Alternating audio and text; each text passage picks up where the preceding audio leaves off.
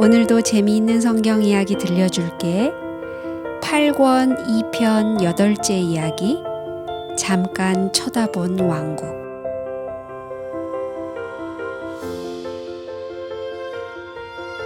어느 날 예수님께서는 제자들에게 아주 이상한 말씀을 하셨어요.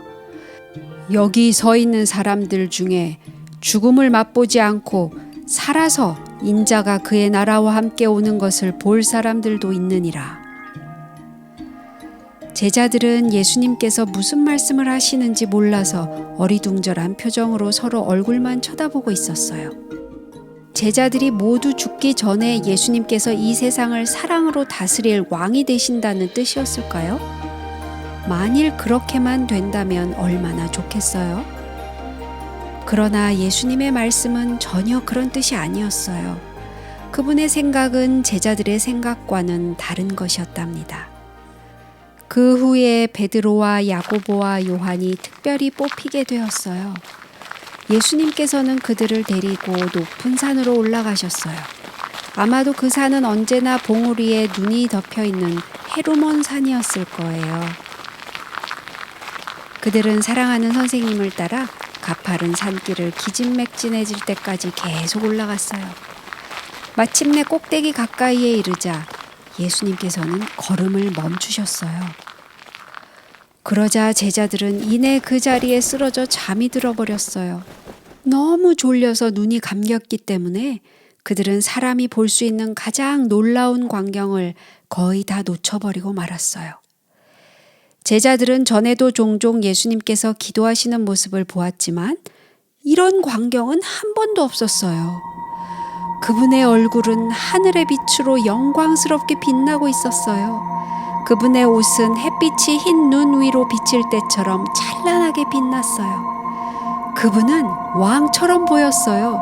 아니, 왕보다는 차라리 하나님처럼 보였어요. 그래요. 그분은 정말 하나님처럼 보였어요. 그때 그들은 어떤 광경을 보고 소스라치게 놀랐어요. 어떤 두 사람이 난데없이 나타나서 예수님 곁에 서 있는 것이 아니겠어요? 제자들은 그들을 가만히 쳐다보았어요. 천사들인가? 분명히 천사는 아닌데? 아무리 보아도 그들은 사람임에 틀림없었어요. 그것은 의심할 여지도 없었어요. 그렇지만 도대체 누구란 말이에요? 어떻게 이 산 꼭대기까지 그렇게 갑자기 올 수가 있죠? 제자들은 그 사람들이 누구이며 어디서 한번 본 일이라도 있는 사람인가 생각해 보았지만 도무지 알 길이 없었어요. 그러나 예수님께서는 마치 오래 사귀어온 친구들인 양 그들을 잘 아시는 듯이 이야기를 하시는 것이었어요. 사실 그들은 예수님의 오랜 친구들이었어요. 한 사람은 모세였고 또 한 사람은 엘리야였어요. 그런데 이 두 사람은 벌써 오래전에 죽지 않았나요? 아니에요. 모세가 느보산에서 죽은 후에 유다서에 기록된 대로 하나님께서는 그를 죽음에서 일으키셨어요. 엘리야는 한 번도 죽음을 맛보지 않고 불병거를 타고 하늘로 올라갔지요. 그래서 예수님께서는 이 산꼭대기에서 제일 믿음직스러운 세 사람의 제자들에게 당신이 천국을 세우기 위하여 다시 이 땅에 오시는 영광스러운 날에 어떠한 일이 일어날 것인지 보여주셨던 거예요. 잠시 후에 모세와 엘리야는 간 곳이 없이 사라지고 말았어요.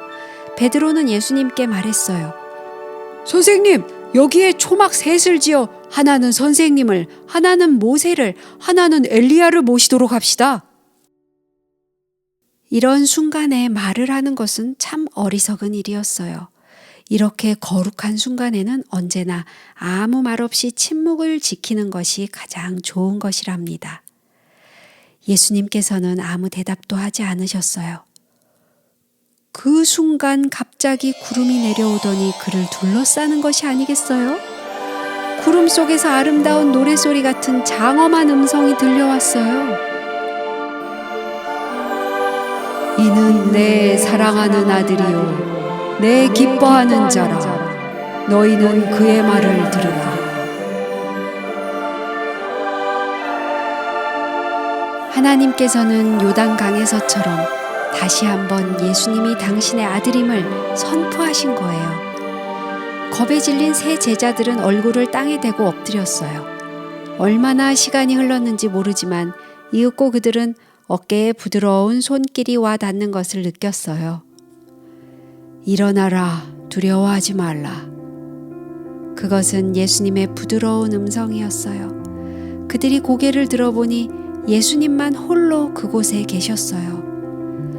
예수님께서는 왜 베드로와 야고보와 요한에게 이런 놀라운 경험을 주셨을까요? 그것은 그들이 장차 말할 수 없이 큰 슬픔과 시련을 당할 것을 예수님께서 아셨기 때문이에요. 예수님께서 돌아가시고 모든 일이 잘못되는 것 같이 보이는 때에도 이 일들은 그들로 하여금 끝까지 용기를 잃지 않도록 지켜줄 것이었어요. 위대하신 선생님의 생각은 적중되었어요. 제자들은 산에서 보았던 그 놀라운 광경을 결코 잊어버리지 않았어요. 오랜 세월이 흐른 뒤에 베드로는 그 일에 대하여 이렇게 기록했어요. 우리는 그의 크신 위엄을 친히 본 사람들이라. 또한 요한은 요한복음 1장에 우리가 그의 영광을 보니 아버지의 독생자의 영광이요 라고 기록했어요. 그들에게 있어서 이 일은 일생 동안 가장 귀하고 거룩한 기억 가운데 하나로 남아있게 되었어요.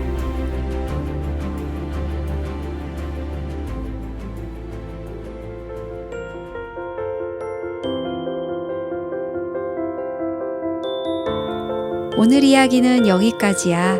다음에 또 재미있는 성경 이야기 들려줄게. 안녕.